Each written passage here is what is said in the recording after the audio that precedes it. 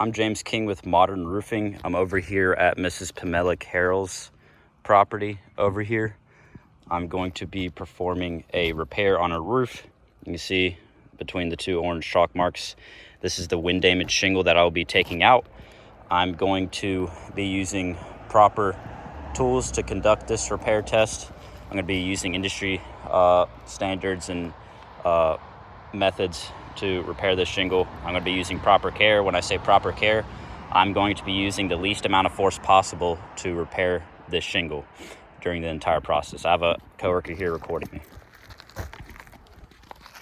I'll stand down here to get a good angle. Just make sure the camera is pointed here the entire time. So I have a flat bar.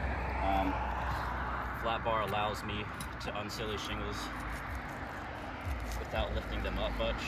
As you can see, I'm going to come a little bit closer. Even when using the proper tool, the shingle is still tearing. I'm not prying it starting at the corners. It's just tearing when unsealing this shingle.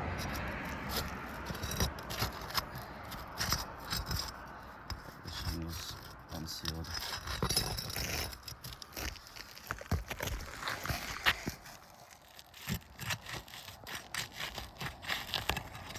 This shingle once again tore right here.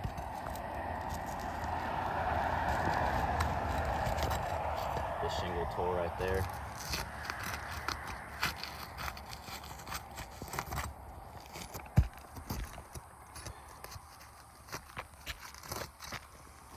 Shingle tore right there.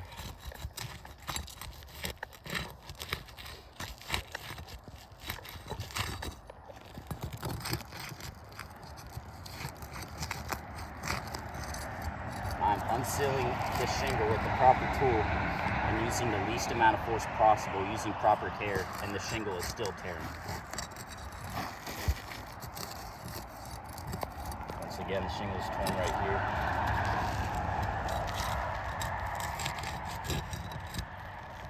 It's just not possible to unseal the shingle without the shingle tearing. Every single shingle that I'm unsealing is tearing. Tore right there once again. All right. So now that the shingles are unsealed, I'm going to be using roofing snake to take out the nails. I'm going to use my hand and use the back of my hand to lift up the shingle the least amount possible to get these nails out, where it's actually staples that are in this roof. And the mat transfer is just absolutely terrible.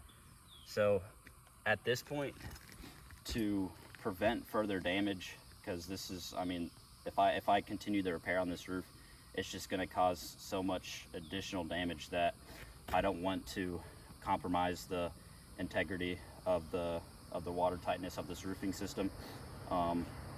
There's been multiple additional damages to occur. So Justin, if you can come around here to look at it.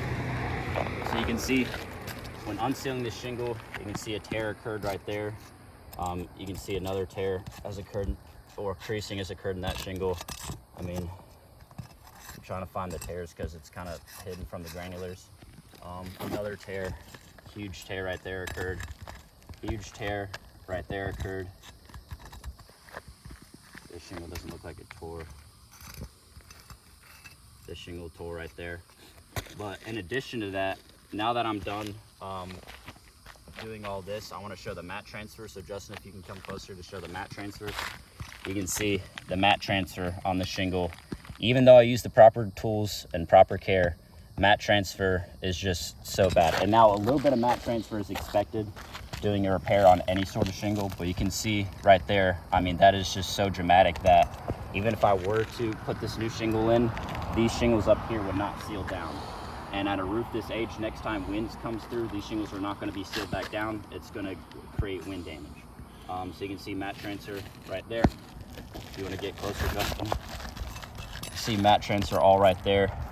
You can see mat transfer basically across this entire sealant right there. Mat transfer right there. Mat transfer right there. It's just every single shingle has mat transfer.